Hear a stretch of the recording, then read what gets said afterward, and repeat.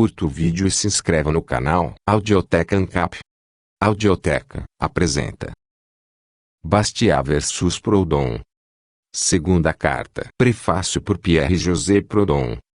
Publicamos hoje um primeiro artigo do Sr. Frédéric Bastiat, um representante do povo e um dos economistas mais distintos de nosso país, sobre a grande questão do dia, o juro ou aluguel do capital. Faremos pelo Sr. Bastiat, faremos por qualquer economista sério que nos honrar com suas críticas, uma coisa até então desconhecida nos anais do jornalismo. Abrimos nossas colunas para nosso oponente, publicamos seu artigo na íntegra, não fazemos comentários sobre ele, a fim de não influenciar o julgamento de nossos leitores e igualar as vantagens da controvérsia entre nosso antagonista e nós mesmos. Não será culpa nossa se a questão do juro, que, na ordem econômica, constitui o objeto inteiro do protesto socialista do século XIX, não for discutida seriamente perante o país e perante a Europa e, provavelmente, em breve decidida. Quando a caneta do escritor é capaz de causar ou evitar uma revolução,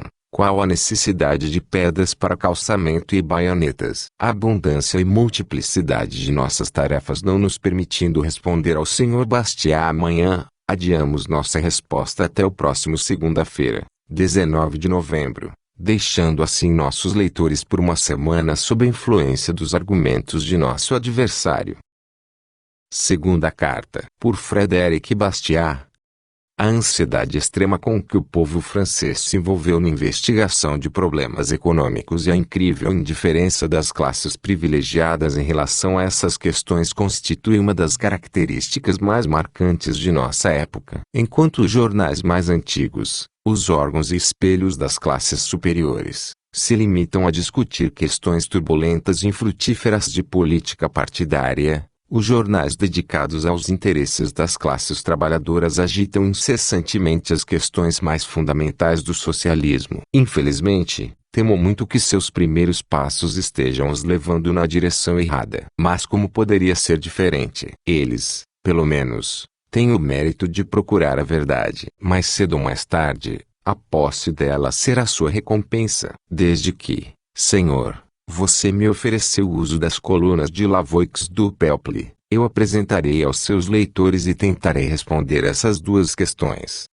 O juro sobre o capital é legítimo, é cobrado à custa do trabalho e dos trabalhadores. Discordamos de sua solução, mas há um ponto em que certamente concordamos, que, problemas religiosos de lado, a mente humana não pode lidar com questões mais graves. Se eu estiver enganado, se o juro for um imposto opressivo, avaliado pelo capital sobre todos os artigos de consumo, ser-me-ei forçado a me censurar por ter, em minha ignorância, apoiado com meus argumentos o mais antigo, mais horrível e mais universal abuso que o gênio da expropriação já inventou. Um abuso que não pode ser comparado em extensão de influência nem com o saque sistematizado de nações guerreiras, nem com a escravidão, nem com o despotismo sacerdotal. E a chama democrática que arde em meu coração será vista como tendo sido voltada contra a democracia por um erro econômico deplorável. Mas se o erro é seu, se o juro não é apenas natural,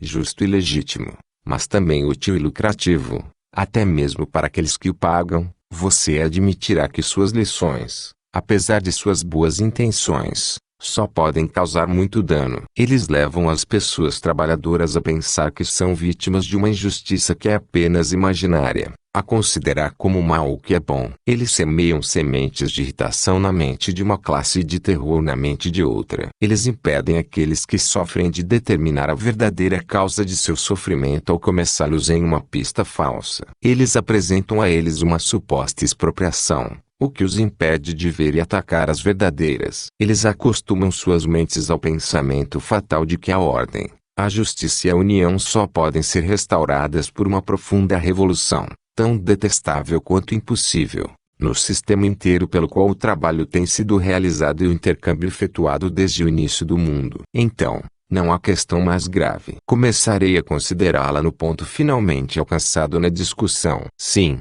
senhor. Você está certo. Como você diz, A única barreira que nos divide é uma equivocação em relação às palavras uso e propriedade. Mas este equívoco basta para convencê-lo de que você deve seguir, cheio de confiança, para o oeste, enquanto minha crença me empurra para o leste. No ponto de partida, a distância entre nós é imperceptível, mas não demora em se ampliar para um abismo incomensurável. A primeira coisa a ser feita é retroceder até chegarmos ao ponto de partida em que estávamos de acordo. O terreno que ocupamos em comum é a reciprocidade de serviços. Eu disse, aquele que empresta uma casa, um saco de trigo, um avião, um pedaço de dinheiro, um navio, em resumo, um valor, por um tempo definido, presta um serviço. Ele deveria receber, então, além da restituição desse valor no final do empréstimo, um serviço equivalente. Você permite que ele deve, de fato, receber alguma coisa. Isso é um grande passo para a solução, pois esse algo é o que eu chamo de juros. Vamos ver, senhor, se concordamos neste ponto de partida. Você me empresta, por 1849, 1.000 francos em moedas, ou uma reserva de provisões no valor de 1.000 francos. Ou uma casa no valor de 1.000 francos. Durante 1849, vou receber todas as vantagens que esse valor, criado pelo seu trabalho e não pelo meu, pode proporcionar. Durante 1849, você vai ceder voluntariamente, a meu favor, essas vantagens que você, com perfeita legitimidade, poderia reservar para si. Para equilibrar nossa conta, para fazer serviços equivalentes e recíprocos, para satisfazer a justiça, será suficiente para mim, no início de 1850, restituir-lhe intacto, mas sem adições, seu dinheiro, sua máquina, seu trigo ou sua casa. Tenha cuidado. Se isso for assim, aviso-lhe que o papel que sempre assumirei em tais transações será o do tomador. É fácil e muito lucrativo, me oferece abrigo e suporte por toda a vida com o custo de outra pessoa, desde que eu possa encontrar um emprestador, o que, sob este sistema, não será fácil, pois quem construirá casas com o propósito de emprestá-las gratuitamente e ficar satisfeito, de trimestre em trimestre, com simples restituição. Mas não é isso que você quer dizer. Você admite, e eu considero bem estabelecido, que aquele que emprestou uma casa ou qualquer valor tem prestado um serviço que não é totalmente pago pelo simples retorno das chaves no final do trimestre ou pela simples restauração da propriedade no final do empréstimo. Existe, então, em sua visão, assim como na minha, algo a ser pago além da mera restituição. Não conseguimos concordar sobre o nome e a natureza desse algo, mas algo é devido pelo tomador emprestado. Uma vez que, em primeiro lugar, você admite o princípio da mutualidade do serviço, e uma vez que, em segundo lugar, você permite que o tomador tenha prestado um serviço, permita-me, por enquanto, chamar essa coisa devida pelo tomador de empréstimo de um serviço. Agora, senhor, parece-me que demos um passo, sim, um grande passo, à frente, pois veja onde estamos. Pela sua teoria, assim como pela minha, qualquer contrato entre o tomador e o tomador é perfeitamente legítimo que estipule a restauração, intacta, no final do empréstimo, do objeto emprestado, b. um serviço a ser prestado pelo tomador ao tomador como compensação pelo serviço que este último recebeu. Agora, qual será a natureza e o nome deste serviço que o tomador cede? Eu não atribuo a essas perguntas a importância científica que você associa a elas. Eles podem ser deixados para as próprias partes contratantes em cada caso particular. É realmente o negócio deles decidir a natureza e a equivalência dos serviços trocados, bem como sua denominação especial. A ciência cumpriu sua tarefa quando mostrou o motivo, a origem e a legitimidade. O tomador pagará sua dívida em trigo, vinho, sapatos, trabalho, de acordo com as suas circunstâncias. Geralmente, e apenas por maior conveniência, ele pagará em prata, e, como a prata só pode ser obtida por trabalho, podemos dizer que ele paga em trabalho. Por que você me proibiria de chamar esse pagamento, que você acha justo e legítimo, aluguel, aluguel de fazenda, desconto, renda, empréstimo, juros, de acordo com as circunstâncias? Mas vamos examinar a equivocação que nos separa, A suposta confusão que você me acusa de uso e propriedade, do empréstimo de uma coisa e sua entrega absoluta. Você diz, aquele que empresta um bem, um valor, estando obrigado a devolvê-lo intacto na hora marcada, na realidade só recebeu um uso. Ele deve, em troca, não um bem, um valor, mas o uso de um bem de valor equivalente. Identificar essas duas coisas, que são naturalmente distintas e sem equivalência possível, é destruir a mutualidade do serviço. Para chegar à raiz dessa objeção, precisaríamos perturbar todo o fundamento da economia social. Você não espera que eu cumpra essa tarefa, mas vou perguntar se, em sua visão, o uso de um valor não tem valor próprio. Se ele não é suscetível de avaliação, segundo qual regra, com base em qual princípio, você impediria dois contratantes de comparar um uso a uma quantia de dinheiro ou uma determinada quantidade de trabalho e, se conseguirem chegar a um acordo, de trocarem de acordo? Você me empresta uma casa avaliada em 20.000 francos, prestando um serviço. Você quer dizer que, apesar de meu consentimento e o seu, eu só posso quitar minha dívida cientificamente emprestando-lhe uma casa do mesmo valor. Mas isso é absurdo, pois, se todos tivéssemos casas, cada um viveria na sua própria. E qual seria o motivo para emprestar? Se você chega a afirmar que a mutualidade de serviço implica que os serviços trocados devem ser não apenas iguais em valor, mas idênticos em natureza, você acaba com a troca, assim como com os empréstimos. Um chapeleiro poderia dizer ao seu cliente, eu lhe entrego não dinheiro, mas um chapéu. Portanto, você me deve um chapéu e não dinheiro. Mas se você admite que os serviços são estimados e trocados porque diferem em sua natureza, deve confessar que a entrega de um uso, que é um serviço, pode, com perfeita legitimidade, ser estimada em termos de trigo, dinheiro ou trabalho. Cuidado. Sua teoria, ao permitir que o princípio do juro exista em toda a sua perfeição, tende a nada menos do que a prostração de todos os negócios. Você não reforma. Você paralisa. Eu sou sapateiro. Meu ofício deveria me sustentar, mas, para segui-lo, preciso de um lar e não tenho casa. Por outro lado, você dedicou seu trabalho à construção de uma, mas você não sabe fazer sapatos, nem quer andar descalço. Podemos acertar isso. Você me aloja e eu lhe faço sapatos. Eu beneficiarei com o seu trabalho assim como você com o meu. Nossos serviços serão recíprocos. O ponto é chegar a uma avaliação justa,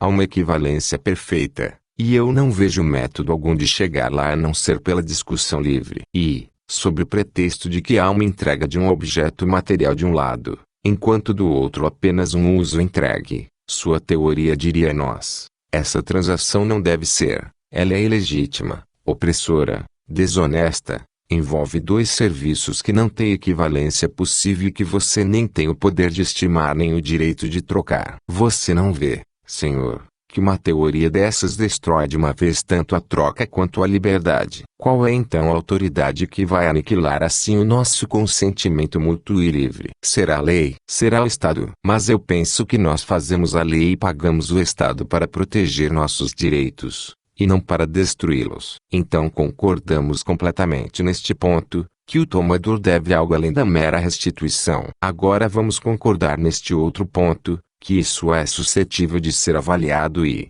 consequentemente, pago de acordo com o acordo dos contratantes, em uma das muitas formas em que o valor pode assumir. A consequência é que, na hora certa, o tomador deve receber a. o valor emprestado, intacto. B. o valor do serviço prestado pelo empréstimo. Não preciso repetir aqui como a restituição, intacta, do objeto emprestado implica necessariamente a perpetuidade do juro. Vamos examinar agora, em poucas palavras, a questão restante. O juro no capital é cobrado à custa do trabalho? Você sabe, tanto quanto eu, senhor, que ele teria uma ideia muito limitada de juros se supor que ele é cobrado apenas quando há um empréstimo. Quem utiliza o capital na criação de um produto espera ser remunerado não apenas pelo seu trabalho, mas pelo seu capital, de modo que o juro entra como um elemento no preço de todos os artigos de consumo. Talvez não seja suficiente mostrar a legitimidade do juro para aqueles que não têm capital. Eles,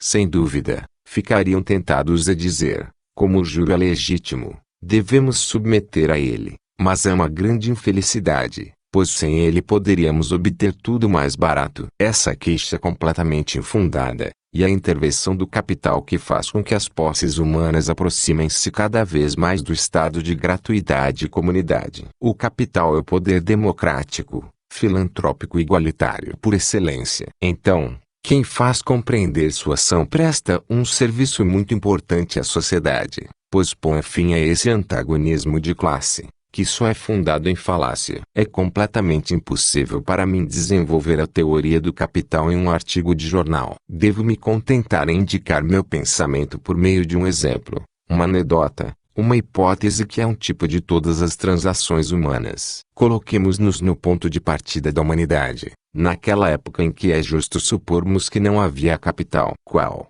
então, era o valor, medido pelo trabalho, de qualquer objeto, de um par de meias, uma saca de trigo, um móvel, um livro, etc. Em outras palavras, quanto trabalho seria necessário para comprar essas coisas? Não hesito em dizer que a resposta está contida nesta única palavra: infinito. Tais objetos eram então completamente inacessíveis à humanidade. Vamos tomar um par de meias de algodão. Nenhum homem poderia ter conseguido produzi-las em 100 ou 1000 dias de trabalho. Como é que acontece, então, que hoje em dia na França não há um trabalhador tão infeliz a ponto de não conseguir obter um par de meias de algodão com um dia de trabalho? Simplesmente porque o capital contribui para a criação deste produto. A raça humana inventou máquinas que obtêm da natureza uma cooperação gratuita. É muito verdade que, ao analisar o preço desse par de meias, encontramos que a parte devida ao capital equivale a bastante. Temos que pagar ao ocupante que limpou a terra na Carolina. Temos que pagar a lona que transporta o navio de Nova York ao Havre. Temos que pagar a máquina que gira 10.000 fusos. Mas é justamente porque pagamos essas máquinas que elas obrigam a natureza a cooperar e substituem sua ação gratuita pelo fardo do trabalho humano. Se deixarmos de pagar essa série de juros, suprimimos as máquinas e a cooperação natural que elas põem em ação. Em outras palavras, retornamos ao barbarismo, ao tempo em que 1000 dias de trabalho não teriam conseguido um par de meias. É assim com todas as coisas. Você acha que o juro é cobrado pelo homem que não faz nada pelo homem que trabalha? Ah, Senhor! Antes de deixar cair novamente no meio do público essa afirmação triste e provocante, examine até a raiz. Siga até suas conclusões e ficará convencido de que ela não contém nada além dos elementos de erro e perturbação. Você recorreu à minha ilustração do avião. Permita-me recorrer a ela novamente. Aqui está um homem que quer fazer algumas tábuas. Ele não pode fazer uma em um ano, pois só tem 10 dedos. Eu empresto-lhe uma serra e uma plaina, 2 instrumentos, lembre-se, que são fruto do meu trabalho e nos quais eu próprio deveria compartilhar. Em vez de uma tábua, ele faz 100 e me dá 5. Então, ao me desfazer de minhas ferramentas, tornei-o proprietário de 95 tábuas em vez de uma. E você diz que eu escravizo e roubo. O que? Graças a uma serra e uma plaina que eu produzi com o suor de minha testa, uma produção 100 vezes maior surgiu, por assim dizer, do nada. A felicidade da sociedade aumentou 100 vezes. Um trabalhador que não podia fazer uma tábua fez 100, e porque ele se rende a mim, livre e voluntariamente, 1/20 desse excedente, você me representa como um tirano e um ladrão. Não. Não pode ser assim. Sua teoria é tão contrária à justiça, à utilidade geral e até ao bem-estar dos trabalhadores quanto à prática de todas as épocas e países. Permita-me acrescentar que ela também é contrária à reconciliação de classes, à união de corações, à realização da fraternidade humana, que é mais do que justiça, mas que é impossível sem justiça.